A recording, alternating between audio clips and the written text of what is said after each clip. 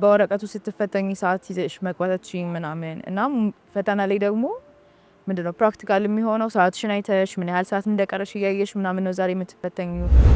የተለያዩ ከዚህ ቀደም ተፈትነው የነበሩ የኢንትራንስ ጥያቄዎችን ያሰሩናል።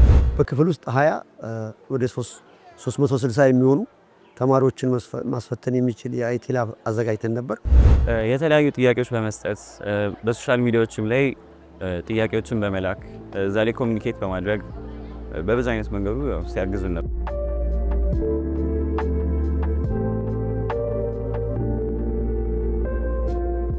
ፈተና ስናነብ ነበረ፣ ላይብራሪ ስናነብ ነበረ። ትምህርት ቤታችን ውስጥ ያለው ላይብራሪ አሪፍ የሚባል ነው። ብዙ መጽሐፎች አሉ፣ የሚያስፈልጉት መጽሐፎች ሁሉም አሉ እና ደግሞ በተጨማሪ ከቤት ውጪ አብሮትም ወመዘከርም ጌድም እያነበብን ነበረ።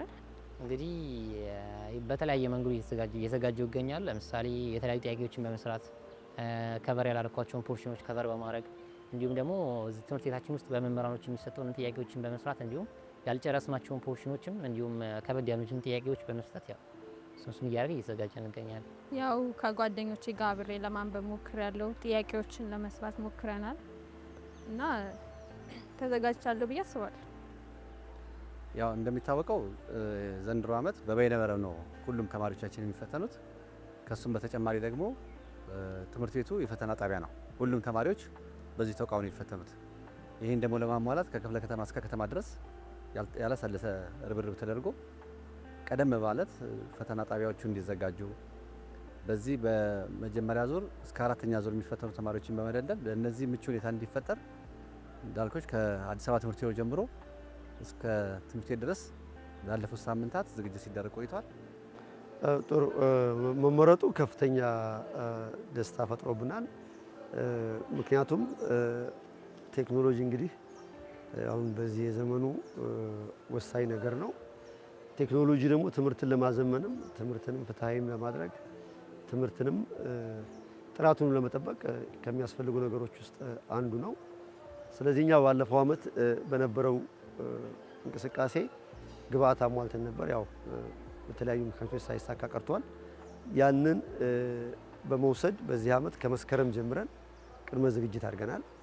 የኢንፍራስትራክቸር ዝግጅታ፣ የላፕቶፖችን መሰብሰብና መግዛት የመሳሰሉትን አከናውነን ተዘጋጅተን እየጠበቅን ስለነበር መስፈርቶቹን በክፍለ ከተማም በክልልም ተረጋግጦ ልንመረጥ ችለናል። ላይክ ዝግጅቱ ከ9 ጀምሮ በማንበብና እስከ 12 ያለውን ነገር ሙሉ ነገር ኮርሶችን አዳዲስ ነገርን በመማር ላይክ 12 በመሆኔ ሁሉም ነገር ትንሽ ሾርት ኖትን በማውጣት ሁሉም ነገር ዝግጅት እያደረግን ነበር። ያው ትምህርት ቤቱ በሚሰጡን ኖቶች እና በተለያዩ የሚሰጡን የመጽሐፍት እዛ ላይ እና ያው ሌላ በሚሰጡን ሃንዳውት ላይ ወረቀቶች ላይ ያው ዝግጅት ያደርግ ነበረ። ዝግጅት ምንም አይልም፣ አሪፍ ነበረ። 12ኛ ክፍል መሆኑ ፕሬዠር ቢኖረውም በአስተማሪዎቻችን በዳይሬክተሮቻችን ምናምን እርዳታ ጥያቄዎች ምናምን በመስራት እና የተለያዩ ነገሮችን አብረውን ከቨር በማድረግ በእነሱ ትብብር አሪፍ ዝግጅት እያደረግን ነው። ለፈተና መጀመሪያ አስቀድሞ በማንበብ ፈተናው ከመድረሱ በፊት ትፈተናላችሁ ተብለን በተነገረን ፖርሽኖች ላይ እነዛ ነገሮች ላይ በማንበብና የተለያዩ ደግሞ ቴሌግራም ኦንላይን ላይ ተማሪውን ለማገዝና ይሄ የሚያልፈውን ተማሪ ቁጥር ለመጨመር የሚጥሩ የተለያዩ የቴሌግራም የተለያዩ የሶሻል ሚዲያዎች ጥያቄዎችን በመስራት የሚልኳቸውን ሾርት ኖቶች በማንበብ እንዲሁም በተለያየ ትምህርት ቤት ደግሞ ከአስተማሪዎች ጋር አብሮ በመጠየቅ ምናምን ለመዘጋጀት ሞክሬያለሁ። ቤታችን ውስጥ ያሉት መፈተኛ ሴንተሮች አሉና በየመፈተኛ ሴንተሮች ገብተን ፕራክቲስ እንድናደርግ ተመቻችቶልን ነበረ እና አሁንም ጥያቄዎች እንደተለቀቁ ገብተን እንሰራለን። በጣም ብዙ ፈተናዎች የተፈተን ነው ከሌላው ባች የበዛ ማለት። የተለያዩ ከዚህ ቀደም ተፈትነው የነበሩ የኢንትራንስ ጥያቄዎችን ያሰሩናል። እንዲሁም ቅዳሜ የማጠናከሪያ ትምህርት ይሰጡናል። እሱን እያደረጉ ሞር ጥያቄዎች ፕራክቲስ እንድናደርግ አድርጎናል። አሁን ደግሞ አይ ቲንክ ሞር ምንድነው ኮንፊደንት አድርጎናል ብዬ አስባለሁ። አሁን ለዋናው ላይ ስንገባ በደንብ ተዘጋጅተንበታል። እንግዲህ ኦንላይን ለመፈተን የተለያዩ የሙከራ ፈተናዎች እስካሁን ድረስ እየተሰጡ ይገኛሉ። እሱን እየተፈተነ ነው። በቂ ዝግጅትም እያደረግን ነው። ከወረቀቱም አንጻር ደግሞ የተሻለ ነው እሱ ማለት። ኦኬ እንግዲህ ያደረገው ዝግጅት ያው ፈተናውን ለማካሄድ በዋናነት የሚያስፈልጉት ነገሮች ኤሌክትሪክሲቲ ነው። እሱን ጄኔሬተር 45 ኬቪኤ ኃይል ያለው ጄኔሬተር አዘጋጅተናል። ሌላኛው የሚያስፈልገው ኢንተርኔት ኮኔክሽን ነው። ኢንተርኔት ኮኔክሽን እንግዲህ የትምህርት ቤታችን ውስጥ ያለውን የኢንተርኔት ኮኔክሽን በጥፍ በማሳደግ በክፍል ውስጥ 20 ወደ 360 የሚሆኑ ተማሪዎችን ማስፈተን የሚችል የአይቲ ላብ አዘጋጅተን ነበር። ስለዚህ እነዚህን ነገሮች በማሟላታችን ለመመረጥ ችለናል። ትምህርት ቤቱ አንደኛ ከአስተማሪው ይጀምራል። በጣም ጥናት ያላቸውና ጥሩ አስተማሪ ነው ያለን። በሁለተኛ ደረጃ ደግሞ ቴሌግራም ላይ የሚለቀቅን ነገር አለ። ላይክ በሁሉም አስተማሪዎች የሚለቀቅልን ነገር ሾርት ኖቶችን ቢሆን ኮርሶችም ትናንሾችም በዩቲዩብ ይለቀቅልናል። ከዛ ተጨማሪ ደግሞ ጎበዝ የሆኑትን ቢያንስ የሚሞክሩትን አነስተኛ ተማሪዎችን የተጨማሪ ኤክስትራ ትምህርቶችን ይሰጠናል። የተለያዩ ጥያቄዎች በመስጠት በሶሻል ሚዲያዎችም ላይ ጥያቄዎችን በመላክ እዛ ላይ ኮሚኒኬት በማድረግ በብዙ አይነት መንገዱ ሲያግዙን ነበር። ሰዓቴ ልክ በደንብ መጠቀም እንደምችል ስልሽ አሁን በወረቀቱ ስትፈተኝ ሰዓት ይዘሽ መግባታችን ምናምን እና ፈተና ላይ ደግሞ ምንድነው ፕራክቲካል የሚሆነው ሰዓትሽን አይተሽ ምን ያህል ሰዓት እንደቀረሽ እያየሽ ምናምን ነው ዛሬ የምትፈተኙ። በዛ ላይ ደግሞ እርግጠኛ ያልሆንሽበትን ጥያቄ ፍላግ አድርገሽ ታልፊያለሽ ስልሽ በቃ ከወረቀቱ ብቻ በጣም በደንብ የሚሻል ነገር ነው ያለው ብዬ ማስበው።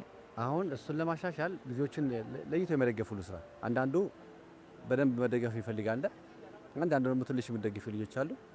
ከአምና ዓመታት የነበረን ውጤት ገምግመን በየትምህርት አይነቱም አይተነዋል። ስለዚህ የተሻለ ነገር ለመስራት እነዚህ ልጆች እየለየን ላሱ ከሶሻልም ከናቹራልም እየለየን የደገፍንበት ሁኔታ አለ። ልጆችን በራሳቸው ከፍተኛ ጥረት እያደረጉ ነው። ግብዓት ላይ እንደ ተቋማችን ምንም ችግር የለም። ቤተ መጻሕፍቱ የተሟላ ነው። በአንድ ጊዜ 600 ተማሪ የሚያስተናግድ ዘመናዊ ቤተ መጻሕፍት ተገንብቷል። እዛኛው ህንጻ ላይ እንደምታዩት ቤተ ሙከራዎቹ በሙሉ የተሟሉ ናቸው። የኢንተርኔት አክሰስ ኮምፒውተር እንትኖቻችን የተሟሉ ናቸው። ስለዚህ በእነዚህ ሁሉ ተጠቅመን ልጆችን የማዘጋጀት ስራ ሰርተናል። ካለፉት ዓመታት ዘንድሮ የተሻለ ውጤት እንጠብቃለን።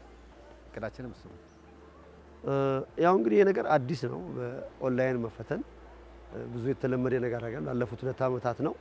እሱን እንዲለማመዱኛ የምክር አገልግሎት በትምህርት ቤትም ደረጃ ላይታፕ ዲጂታልስ የሚባል ካምፓኒ ጋር ተነጋግረን በኦንላይን ፈተናዎችን የትምህርት ቤቱን ሞዴል ፈተናዎች በኦንላይን እንዲወስዱ እና ከዛም ልምድ መውሰድ ጥረት አድርገናል። ከዚህ ፈተና እንደ ሀገር አዲስ ነገር ነው። ጥሩ ተማሪዎችን ሰክሰስ እጠብቃለሁ። እንደ ትምህርት ቤት ደግሞ ከፍተኛ ውጤት እናመጣለን ብለን እንጠብቃለን።